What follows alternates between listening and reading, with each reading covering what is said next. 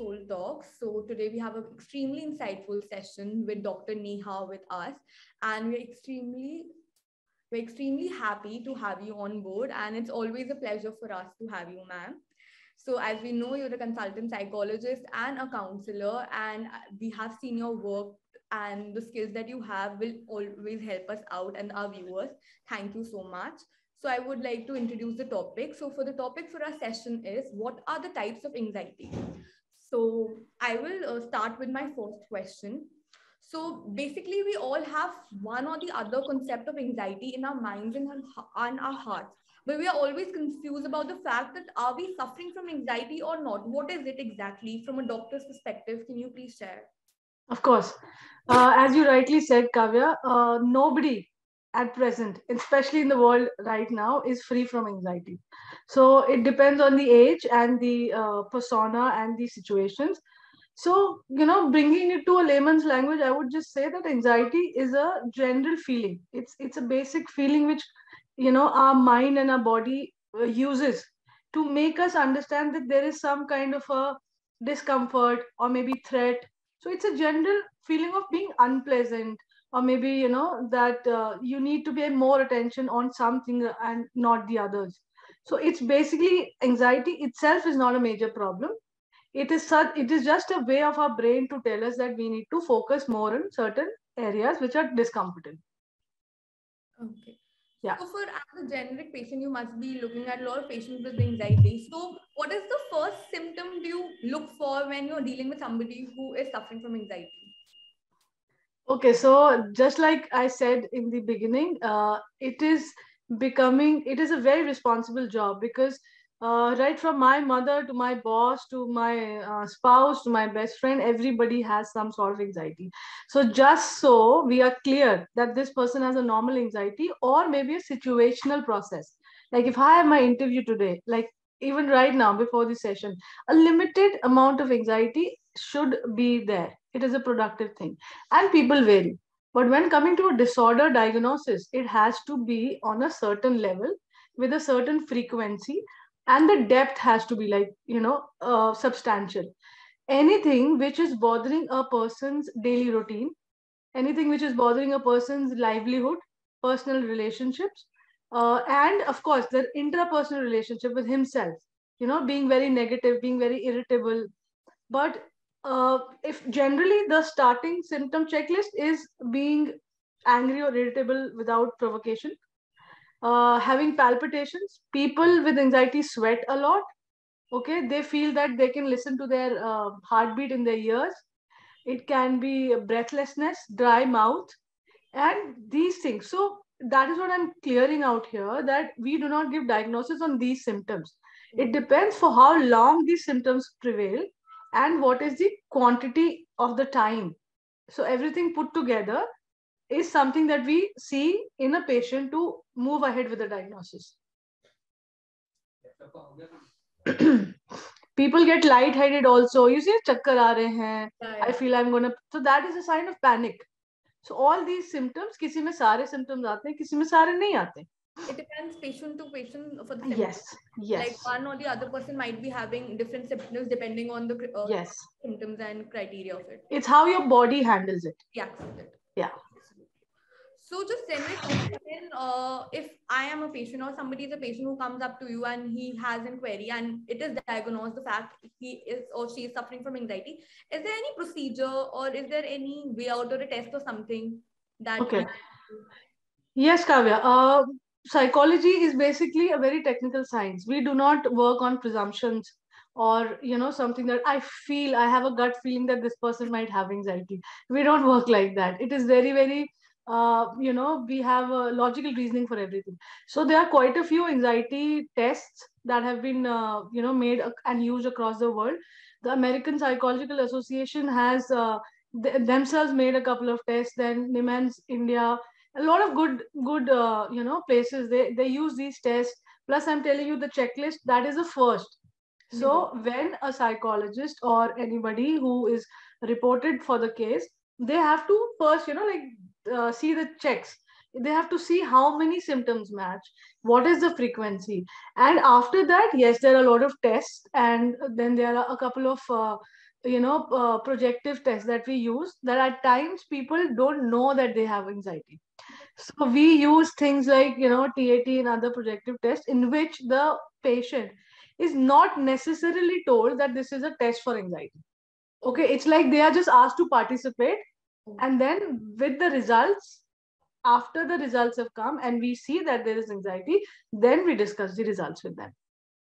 Okay, so the person has to go through the test, and then Yeah. it's like a kind of blood test. You get the reports, or it's kind of different. No. There's no blood test in psychology. Blood test. Yeah. Yeah, I understand the procedure, but for like a very generic person like me and our Yes. who are not a lot of from the psychology background, so are there like some report system out of it, or Yes. For every test that a person undertakes, yeah, there is a proper result and then report. So we don't share how we calculate because that is a standard procedure, but we give the person a proper result report and the findings. We have to, this is something that is in our ethical issues. We cannot withhold the result from the patient. Even if it is unpleasant, we have to share. Taking the further treatment or not, it is in their hands, but as professionals we thoroughly share with them a proper certified report. Yeah, that you're suffering from it. Yes. And let's move forward to the next question. Sure. And for a doctor, it's easy to diagnose the symptoms that you're sweating and these tests. But for a person sitting at home, how can he know the fact or she know the fact that is something wrong with my body? I need to visit a doctor. Okay, so coming back to the same things, that we have a certain checklist. Now, you may have a difficult day at work. Yeah. Okay, I might be very tired. I've had a little confrontation with my boss about my salary hike or something, or maybe just sitting in my car on a red light because people honking. So there are changes which happen in my body that I can notice. Okay, so it starts from a little uncomfort. You will definitely notice, and it takes practice obviously. So when you notice, I'm not able to understand, why am I getting irritable? Have you not been in the situation, Gavya? I think all of us have been. Absolutely. I don't know, yaar, I'm just getting irritable. So once, twice, thrice, if you're doing this and you know that there have been situations, then you can forego that. But if you notice yourself regularly getting on the edge, you know, being rude to people, and always being angry, irritable without provocation, and obviously, just like being dizzy out of the blue. Okay, in a nervous situation, in a situation where you're really nervous, and in a situation where, so these are the symptoms that a person has to look for. Nowadays everybody googles themselves. Okay, they diagnose, they are well diagnosed before they come to us. We are our own psychologists. Yeah. So whenever, I would suggest for a layman, a person, a common person, whenever they feel discomfort in their in the body, in their mind, they feel that there's something not right.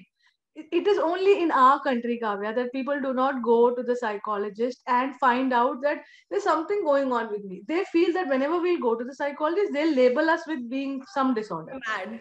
Yeah. Is on the head. Absolutely. In other countries, whenever they feel discomfort, the first, they don't think twice. They just go to the psychologist, book a session, and they know that if they're not really that sick, the psychologist will tell them that. It's as simple as possible.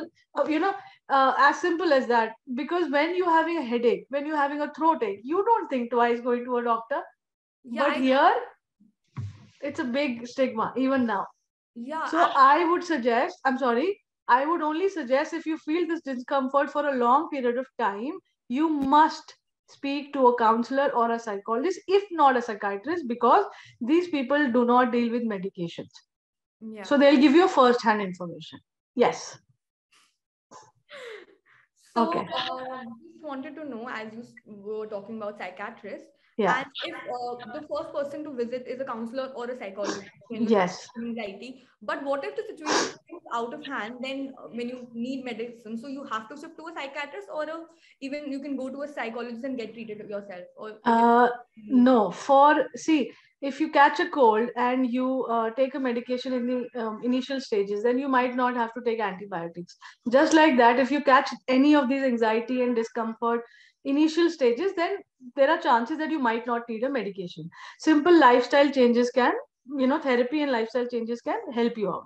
But if it has already gone out of hand, then there is no other option than going to a psychiatrist. He may or may not start with the little dose, with the minimum dose. But when it is like a simple anxiety has gone into social anxiety or a phobia or a panic attack, then there is no other choice. You must visit a psychiatrist for medications, and of course take therapy along with that. Absolutely. Yeah. So, as our topic suggests, what are the types of anxiety? So, it's imperative for me to skip that part. So, Yeah. my question to you, we know anxiety, but there's a lot of parts here and there about it. So, I just wanted to know what are the types of anxiety? So I would not go and run to the book, because anybody who's not really educated on this may, so, and you don't really need to go, because types of anxiety and what can anxiety do can cause anxiety. So let's not go into that. Okay, so the major commonest things that we notice is social anxiety. Yeah. Like a lot of people who are either introverts already, or have been, in unfortunate instance, like being bullied, being a person who's been left out, or things like that, they develop anxieties to face a lot of people together. So just like there are phobias, like there's claustrophobia, there's agoraphobia. Similarly, anxiety can be related to one person or many person or the situation itself. So that is social anxiety. Then there is something called GAD, which is a generalized anxiety disorder. So when people do not really, acknowledge their anxiety, what happens is something of, a generalized form starts, you start, making it a habit. So the person with GAD will almost feel anxiety on everything. Like the bus is coming late. I just missed the metro. I don't know when the next metro is gonna come. Oh, I'm gonna be 5 minutes late. My boss is definitely gonna fire me today. So for us it is a very general thing. But believe me, for the people who are living it, it's very difficult. And it only spirals down more. It's a vicious circle. The generalized anxiety disorder is very common and one of the most debilitating disorders that can hamper a human life. Then, there are exam anxieties that all of us have. And some people, I have some students who get stomach ache, stomach infection, headache, migraine, vomiting just before the examination. And they are not those people who have not studied. It is just exam anxiety. We have performance anxiety. Even the best of sports people that we have, everybody has been through performance anxiety. Okay, the moment you want to be the best. So these are some of the common types. So basically what I would suggest as a professional is that we don't really need to put ourselves into boxes of names right now. I would suggest that just knowing that you have some form of anxiety, which is first and foremost hampering your daily life, hampering your social relationships, then is your time not to Google your symptoms and consult a professional. Yeah. Okay. So, when you have anxiety and it's diagnosed, how can you overcome it? Like, what should a person do, or people around him or her should, in what ways the person can help them to overcome? Very nice question. I would that is something that is as important as acknowledging anxiety. Okay, so when you have a diagnosis, initially the psychologist or the therapist will tell you a few things to be changed. Let's suppose you have a high level of anxiety and you are being given a dosage of medication that has to go along with the therapy. Okay, so apart from the individual therapy, there's something called family therapy also. That's called psychoeducation. So a person cannot fight with all these things alone. The family has to come to sessions and learn to handle the situations. Like for example, like a very simple example, a person has a job interview and he has anxiety issues. So just by people who don't acknowledge it will just keep pestering him. Late ho gaya, you're never on time. You have to stop nagging that person. You don't know what is he going through, but if you do know, then what is your role? You're going to be the most supportive person in the room. Okay, even if the person is not responding or not performing to that level, at least you will not be the person who will bring him down. Right. Okay, so there are various ways. One is a lifestyle change that can really, really help. A person with, there are researches which have shown that a physical exercise, continuous physical exercise, and a change in diet can really help people with anxiety. Like the physical exercise, they release the, the hormones. So anxiety in a way is stress, Kavya. Okay, it's a different level of stress. So if you have a good lifestyle, if you have people to talk to, one mistake with people with anxiety they commit, one mistake is that they don't talk, they bottle up things, and that is the worst thing a person with anxiety can do. You must talk to somebody. If you don't have people that you trust around you, you can just write it down. You just have to bring your emotions out. Okay, so there are a couple of ways. So you can meditate, you can have a good lifestyle. Some diets like alcohol, caffeine, they are things which can increase your anxiety. So these things can really help. And the people around, they have to acknowledge that yes, this person is not seeking attention only. This person is not creating a hype over small things. He genuinely needs help. And then you as a person, you as a friend, as a parent, can really help that person. So you're a school counselor as well. Yes. So basically, kids with really tender age, they don't know their symptoms, and cannot respond back to you that, oh, I am, something is troubling me. So how do you diagnose the fact that this child is suffering from something, or like some way out for it? How do you reach out to I that get child? it. Okay. See, I told you that anxiety is something. Our brain works in mysterious ways. Yeah. So, till the time our brain can take the stress, the difficult situations, it does handle. It'll, you'll feel a little dizzy or maybe a little cranky, but when these things are in an increased manner, what happens is the brain puts everything on the body. Right. That is the time when the body also starts showing signals, signs. So Yeah. if we see a child who was suddenly maybe he was a person who used to enjoy playing with friends and with the teachers. Imagine a child suddenly being isolated, aloof, not Yeah. talking to the friends, and that is one part of it. Then there can be another part of it. Like some people go into isolation, some people go full blown into activity, like they want to be the center of attention.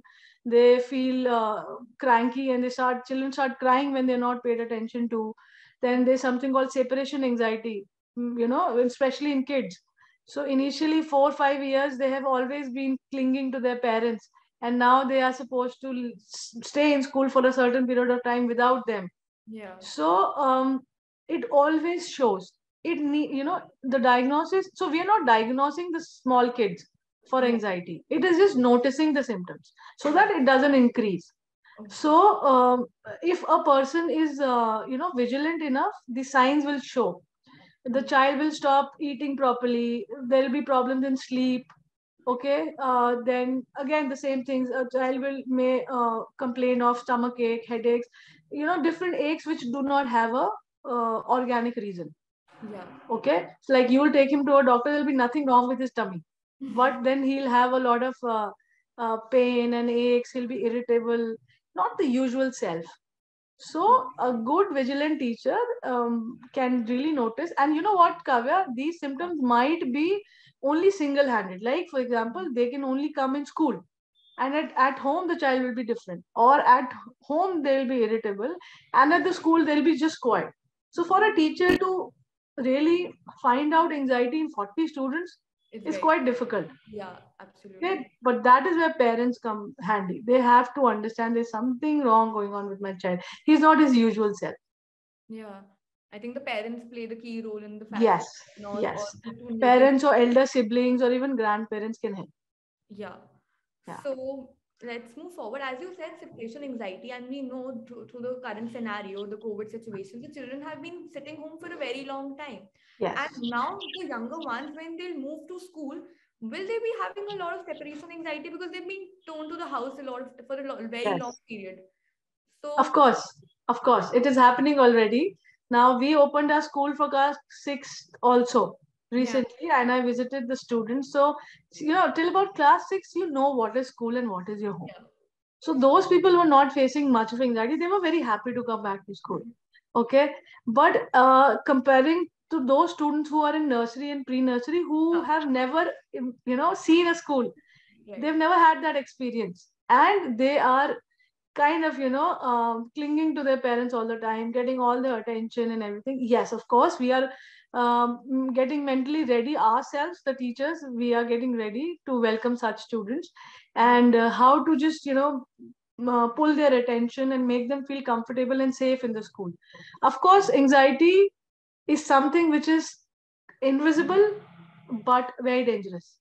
So I was hoping that I was hoping that I'll take a meeting with the parents and we'll discuss a few things, as in, because now they're coming from their homes, Yeah. and some of them don't even know the teachers, because seedling sapling, matlab nursery pre-nursery to online chala gaya.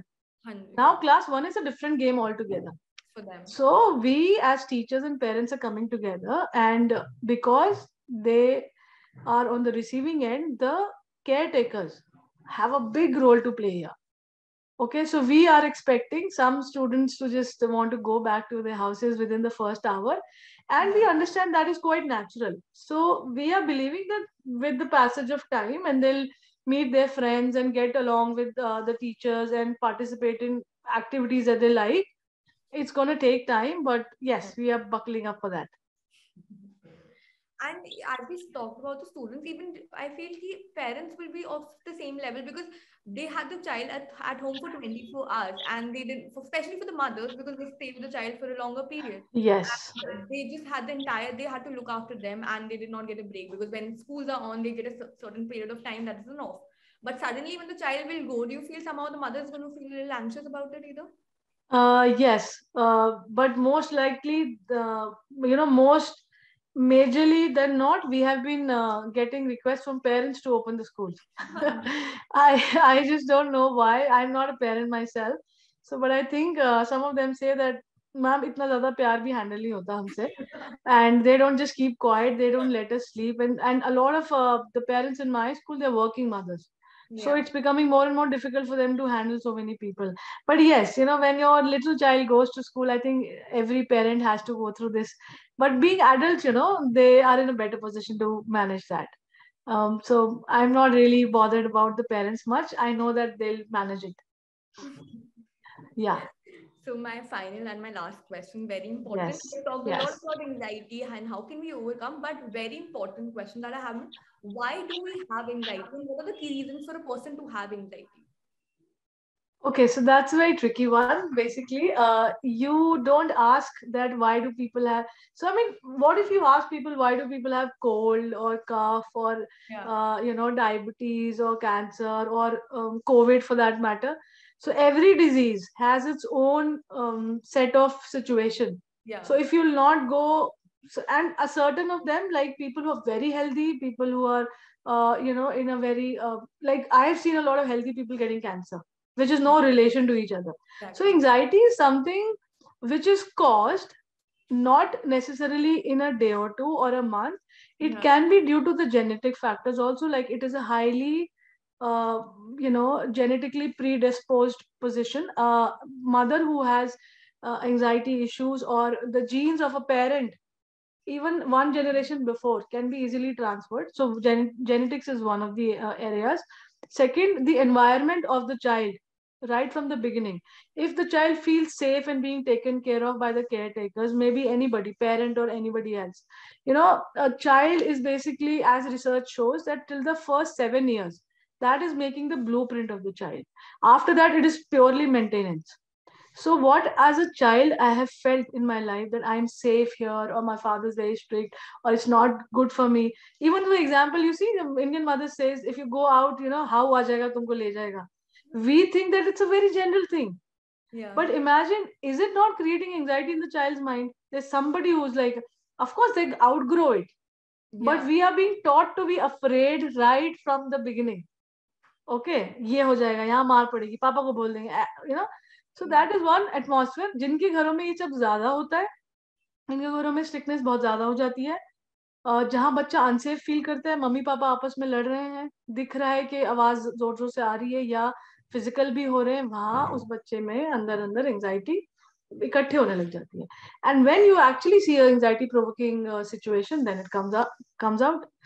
तो there are a lot of environment है, dietary factors है, genetics है, then कोई situation आपकी life में हो जहाँ पे आपको लगे that I was endangered, you know, things. So our brain is something that nobody has been able to, you know, study the entire thing.